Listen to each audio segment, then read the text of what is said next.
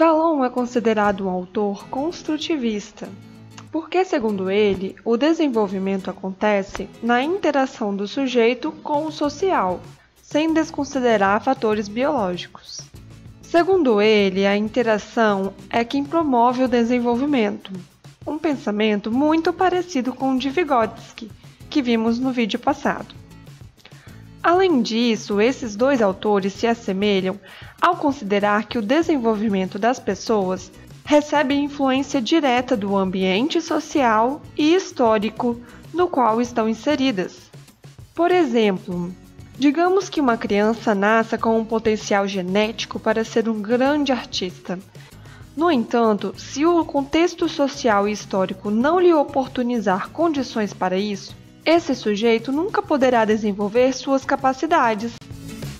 Devido a essas semelhanças, você pode encontrar muitos livros e artigos nomeando a teoria de Vallon de interacionista, ou sociocultural, ou sociohistórico ou histórico-social, assim como de Vygotsky também. Mas há muitos aspectos que diferenciam Vallon de Vygotsky e também de Piaget. Um desses aspectos é que ele refletiu profundamente sobre a afetividade. Olha só que interessante. A teoria de Vallon defende que a escola deve formar os seus alunos de forma integral, isto é, formação afetiva, intelectual e social, um macro importante para o pensamento pedagógico, porque até então a afetividade era pouco considerada no processo educativo. Diferente do que se pensa, o conceito de afetividade não é sinônimo de carinho e amor. O termo afetividade se refere à capacidade do ser humano de ser afetado por algo, seja de forma positiva ou negativa. Todo ser humano é afetado positiva e negativamente e reage a estes estímulos, mesmo que não tenha consciência disso. Para Vallon, ao nascermos, somos seres muito frágeis e de absoluta dependência. E por isso é preciso que outros seres humanos cuidem de nós. Essa absoluta dependência nos torna seres afetivos. Outro exemplo é do bebê que dá os seus primeiros passos. Se sua mãe abre os braços para recebê-lo, expressando com gestos a intenção de acolhê-lo, o bebê, muito provável, reagirá caminhando em sua direção. Com esse movimento, o bebê é estimulado a aprender a andar e amplia seu conhecimento motor e cognitivo, tudo com base em um estímulo afetivo da mãe. Mas, e se a expressão afetiva fosse um olhar repressor? Isso poderia impedi-lo de aprender. Vallon mostra que a afetividade é expressa de 3 maneiras: por meio da emoção, do sentimento e da paixão, com significados diferentes do que nós conhecemos.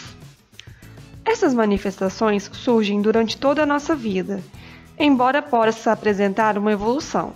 Vejamos. A emoção, segundo Vallon, tem uma ativação orgânica, ou seja, ela não é controlada pelos nossos pensamentos.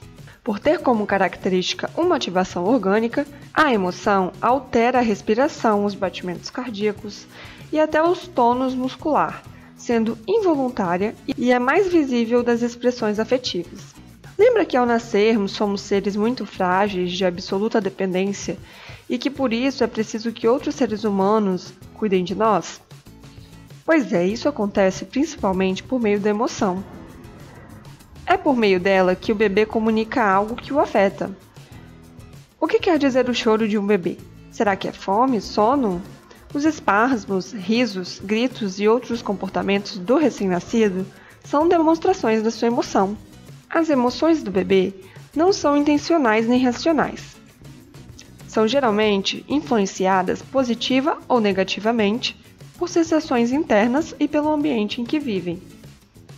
A birra, por exemplo, segundo Vallon, é uma demonstração de emoção, pois a criança encontra-se em uma turbulência emocional. Ela reage ao que te atinge dessa forma, sem pensar. A emoção pode ser manifestada na nossa vida adulta também, quando, por exemplo, alguém é assaltado e, ao ficar com medo, sai correndo, e nós sabemos que essa não é a melhor forma de reagir. Não é uma atitude pensada, ou seja, nesse momento, o cognitivo não está presente, mas sim a emoção. Sabe aquelas ações que pareciam não ter lógica e não haver intencionalidade racional? Elas são classificadas por Vallon como sincretismo. Como percebemos, o sincretismo está muito presente na afetividade expressa pela emoção. Vimos que no início a emoção é uma expressão usada como fonte de sobrevivência. Mas, aos poucos, à medida em que o nosso meio nos oferece contato com experiências e informações, a emoção vai se diluindo, dando espaço para os pensamentos e as intenções nas suas ações, ou seja, as atitudes de sincretismo vão dando lugar para diferenciação ou categorização. A diferenciação ou categorização é quando a criança é capaz de definir e explicar elementos. Nessa fase do pensamento diferenciado, a emoção é menos manifestada e a afetividade se expressa mais através do sentimento. Portanto, o sentimento já tem um caráter mais cognitivo. Ele surge nos momentos em que a pessoa já consegue falar sobre o que lhe afeta, ao comentar um momento de tristeza, por exemplo. Já a paixão é a superação do sincretismo e a manifestação da diferenciação. Ela tem como característica o autocontrole.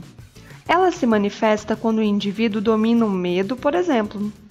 Em outros casos, somos capazes de disfarçar nossas emoções, aprisioná-las para em um melhor momento podermos falar.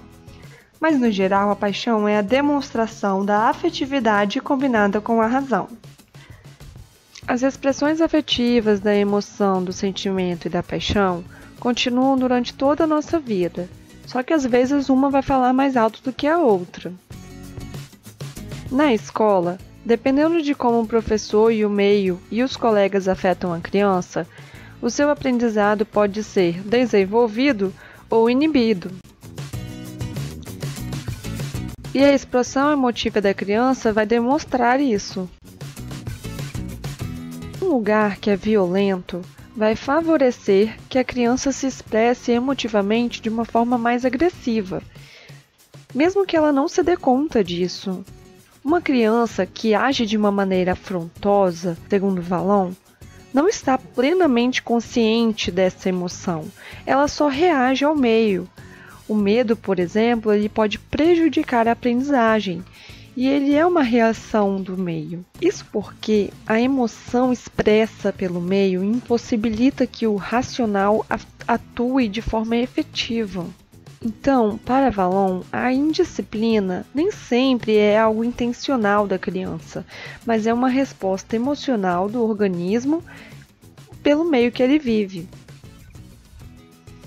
Isto é, dependendo do contexto e das pessoas que partilham uma relação social, que convivem juntos, o significado e a manifestação das emoções podem mudar. Portanto, pessoal, Vallon vai nos responder como se dá a aprendizagem nas crianças. Segundo ele, a maneira como a criança se desenvolve e aprende é influenciada por dois fatores. O primeiro é a capacidade cognitiva, que vem muito também do biológico, e as referências que recebe do meio, portanto, o modo como ela é afetada. A motricidade entra aí como uma forma de expressão da afetividade. Sabemos que as crianças têm conhecimentos vindos de vários lugares, experiências pessoais, informações trazidas da própria família, da escola e da própria cultura. Só que sozinhas as crianças não conseguem organizar esses conhecimentos, então elas permanecem no sincretismo. Ou seja, ela continua manifestando atitudes e respostas muitas vezes sem pensar. Isso acontece até na forma como ela fala, e por isso a importância da escola para poder estar organizando esses pensamentos. Segundo Vallon, nós podemos identificar 4 características que se referem ao pensamento sincrético na linguagem oral das crianças, na fala delas: a fabulação, a tautologia, a elisão e a contradição. Nós falaremos sobre elas no próximo vídeo, bem como também das fases do desenvolvimento segundo Vallon.